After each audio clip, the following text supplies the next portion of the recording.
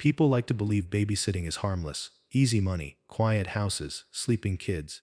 But that belief only exists because most people never babysat in a house that already knew what death sounded like. I was 19 when I took the job. I found the listing on a small neighborhood Facebook group. No company, no agency, just a short post. Need babysitter tonight, 1 child, 5 hours. Cash, no name, no profile picture, just a phone number. I hesitated. Something about posts without names always bothered me. But I needed the money. Rent was overdue. My car insurance had lapsed. My phone bill was 3 weeks behind. So I texted, "Hi, I saw your babysitting post. Is it still available?" The reply came almost instantly. "Yes. Can you come tonight?" No greeting, no details. Just that. I asked for the address. They sent it. It was only 15 minutes away. A quiet suburban street I had driven through dozens of times before. Big houses, long driveways, perfect lawns. The kind of neighborhood where nothing bad is supposed to happen. That should have been my first warning. The house was bigger than I expected. 2 stories. Dark gray siding. White trim. No porch light. I stood at the front door and rang the bell. Nothing. I rang again. Still nothing.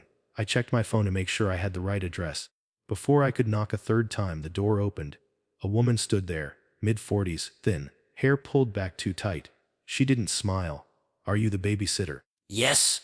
I said. She stepped aside without another word. The inside of the house smelled old. Not dirty, not rotten, just stale, like air that hadn't moved in years. The living room lights were off. Only a lamp in the corner glowed dim yellow. I couldn't see much, but I noticed right away how quiet it was. Not peaceful quiet, heavy quiet. The kind that presses against your ears. "We're going out," the woman said. Her husband appeared from the hallway. Tall, broad shoulders, no expression. He handed me a folded piece of paper. "Emergency numbers," he said. I unfolded it. 3 numbers. No names next to them. Just numbers. "Where's your child?" I asked. "Upstairs," the woman said. "Sleeping." "How old?" 6. "Boy or girl?" Before I could ask, she continued, "Don't go into our bedroom. Don't go into the basement. If you hear noises, ignore them. The house makes sounds." That sentence sat wrong in my stomach. Most parents say things like, "Help yourself to food. TV's in the living room. She might wake up around midnight." Not, "If you hear noises, ignore them." The husband opened the door. The woman paused. "One more thing," she said. "If the phone rings upstairs." She stopped, stared at me. "Don't answer it." My mouth felt dry. "Why?" She held my gaze for a long second. "Because we don't have a phone upstairs." Then they left just like that. Door closed. Car started. Headlights swept across the living room walls, and I was alone. I stood there for a full minute, staring at the closed door. Part of me wanted to leave. Actually, most of me wanted to leave. But I told myself I was being dramatic. People are weird. Rich people are especially weird. I set my bag down and turned on more lights. The living room looked normal. Couch, coffee table, family photos. A couple photos caught my eye. The same child, 6 years old, dark hair, serious expression, in every picture, never smiling, not once. I shook the thought away. Kids hate cameras sometimes. I sat on the couch and turned on the TV. Low volume, just for background noise. The quiet was still there underneath it, like the house itself was holding its breath. After about 20 minutes, I decided to check on the kid, just to confirm he actually existed. I walked to the staircase. Dark wood. Carpet runner up the center. I started climbing. Halfway up, I noticed something strange. At the top of the stairs, there were 2 doors, one on the left, one on the right. Both closed. Which one was the child's room? They hadn't told me. I stood there listening. No sound, no breathing, no movement. I gently opened the door on the left. Empty bedroom. Perfectly made bed, no toys, no decorations, like nobody had ever slept there. My pulse picked up. I opened the door on the right. A small bedroom, blue walls, race car bed, a boy sleeping on his side, chest rising and falling. Relief washed over me. I quietly closed the door, went back downstairs. Told myself everything was fine. Around 1:30 p.m. I started feeling sleepy. The TV was boring. My phone battery was low. I decided to make some coffee. In the kitchen, I noticed something else strange. The microwave clock was flashing 12:00, like it had recently lost power. But the rest of the house clearly had electricity. I shrugged it off. Old house, old wiring. I carried my coffee back to the couch. That's when I heard it. Footsteps above me. Slow, soft, one step, then another. I froze. Kids wake up sometimes. Bathroom nightmare. Totally normal. I muted the TV, listened. The footsteps stopped. Silence. Then, a faint creaking sound, like a door opening. I waited. No crying, no calling out, nothing. After about a minute, I stood up, walked to the stairs, looked up. Dark hallway, both doors closed. I climbed halfway. "Hey buddy," I whispered. No response. I went all the way up. Opened the right door. The boy was still in bed. Same position. Still asleep. I stared at him longer than I should have. Certain I was missing something. But he didn't move. I closed the door. Checked the left bedroom again. Still empty. I went back downstairs, trying not to think about what I'd heard. 11:12 p.m. My phone buzzed. Low battery warning, 20%. I plugged it into the wall near the couch. That's when the house phone rang. The one on the side table next to me. I jumped. The sudden sound felt violent in the silence. I stared at the phone. Ringing. Ringing. I remembered the woman's words. If the phone rings upstairs, don't answer it. This phone was downstairs, so technically, it should be fine. Right? I picked it up. Hello. Breathing slow, wet, on the other end. I pulled the phone away from my ear, looked at it, then put it back. Hello. A whisper. As the babysitter there. My throat tightened. I'm upstairs. Cold crawled across my skin. That's not funny. I said. Silence. Then, a soft giggle. Click. The line went dead. I sat there staring at the phone, telling myself it was a prank. Maybe the parents messing with me. Weird sense of humor. Rich people are weird. But my hands were shaking. 5 minutes later, the phone rang again. I didn't pick it up. It rang. Stopped. 10 seconds passed. Then my phone buzzed. Unknown number. Text message. Why won't you talk to me? My stomach dropped. I typed back. Who is this? 3 dots appeared. Then disappeared. Then appeared again. Message him. I'm upstairs. I stood up so fast I felt dizzy. I stared at the staircase. Dark, silent, no movement. I texted. Stop. I'm calling the parents. Instant reply. They can't help you. I grabbed the house phone, dialed the first emergency number on the paper. Ringing voicemail. Second number, disconnected. Third number, busy signal. My breathing turned shallow. I decided to check on the boy again, because the only logical explanation was that the child was awake and somehow texting me, even though that made no sense. I climbed the stairs. Each step felt louder than the last. At the top, the right bedroom door was open. I hadn't left it open. My heart hammered. I slowly pushed it wider. The bed was empty, sheets rumpled. No child. The room was empty. I backed out, checked the left bedroom. Still empty. That's when I noticed. At the end of the hallway, a third door. I hadn't seen it before. Partially open. A door that definitely had not been there earlier. I stared at the darkness inside. My phone buzzed. Another text. I'm right here. I turned slowly. Behind me, nothing. But the third door, it creaked wider. On its own. I didn't think. I ran down the stairs, grabbed my bag, yanked the front door open. Locked. The knob wouldn't turn. My phone buzzed again.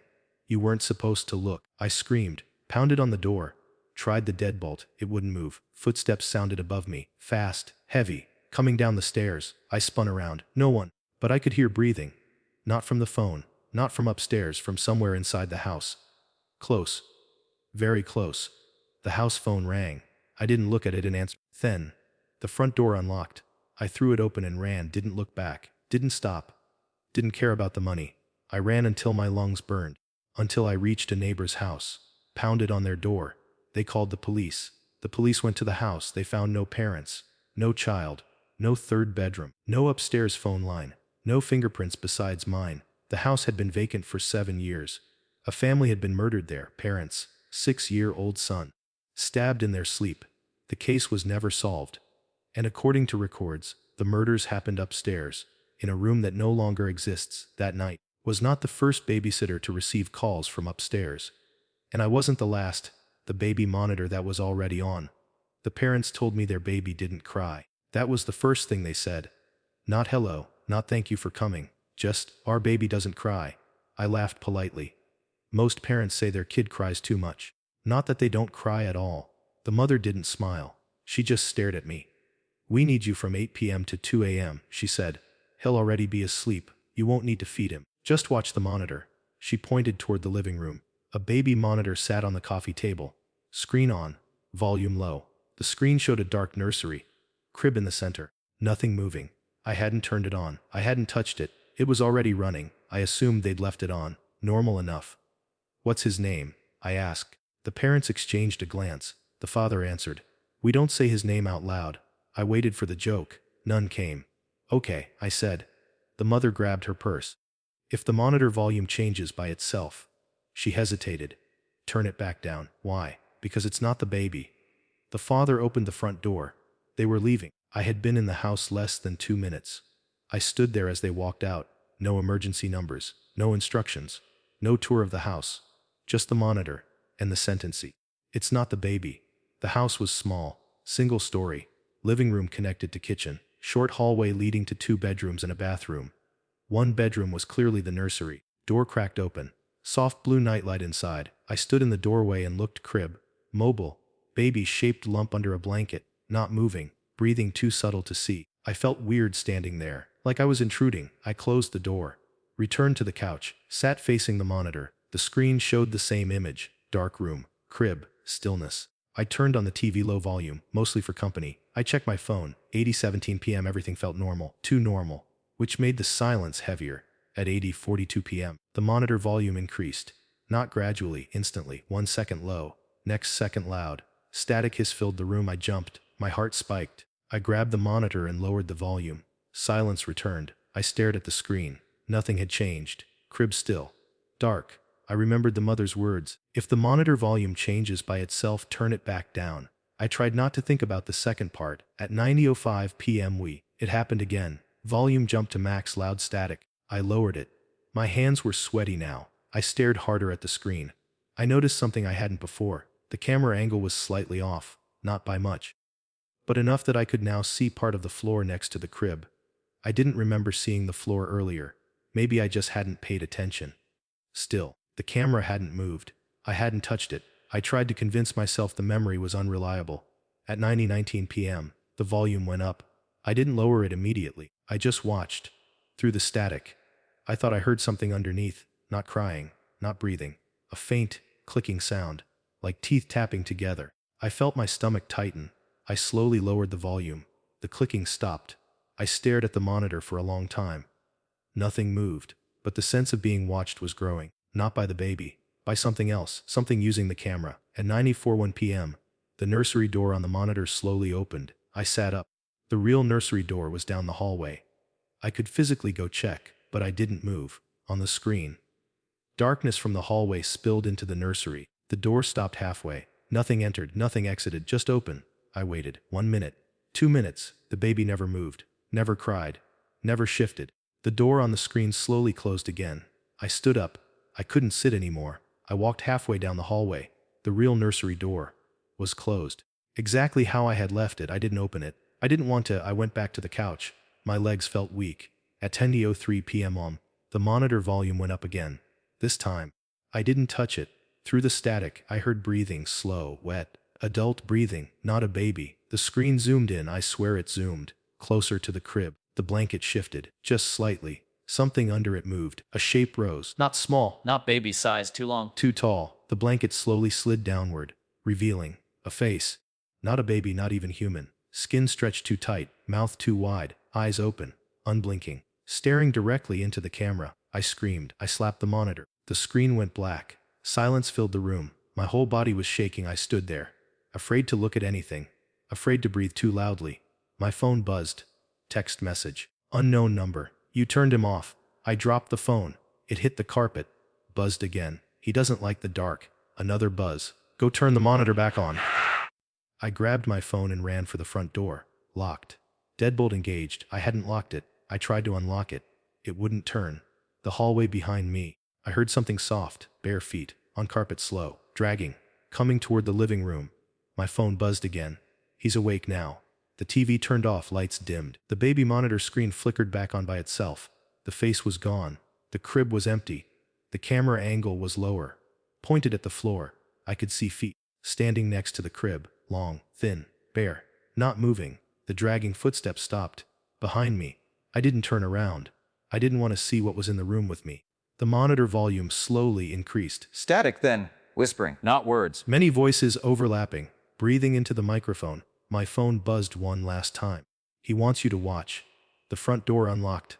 I didn't question it. I ran. I never looked back. The next day, I called the number from the job listing. Disconnected. The house didn't exist on any rental website. The address led to an empty lot. No foundation. No debris. Nothing. Just grass. I don't babysit anymore. I don't go into houses with baby monitors. And I don't trust silence. Because some things don't cry. They watch. The child who was never picked up. I took the job because it sounded normal. That's the part that still bothers me. No red flags. No strange wording. No mysterious warnings. Just a simple message on a babysitting app. Need sitter for one child 6 p.m. to midnight. Parents attending work event. Dinner provided. Normal. Safe. Boring. That's what I wanted. After my last 2 bad experiences with babysitting, I had started avoiding anything that felt even slightly off. This one felt clean. Professional. They had profiles, 4 views, 5 stars. Dozens of them. People saying things like, "Great family, easy kid, would babysit again." So I accepted. The house was in a new development, fresh paint, perfect lawns, streetlights evenly spaced, families walking dogs, kids riding bikes, nothing creepy, nothing abandoned. The parents greeted me at the door, smiling, friendly. The father shook my hand. The mother thanked me 3 times. They seemed relieved, almost too relieved. "This is Evan," the mother said. A boy stepped forward, about 7, small, thin, brown hair. He didn't smile, didn't frown, just looked at me.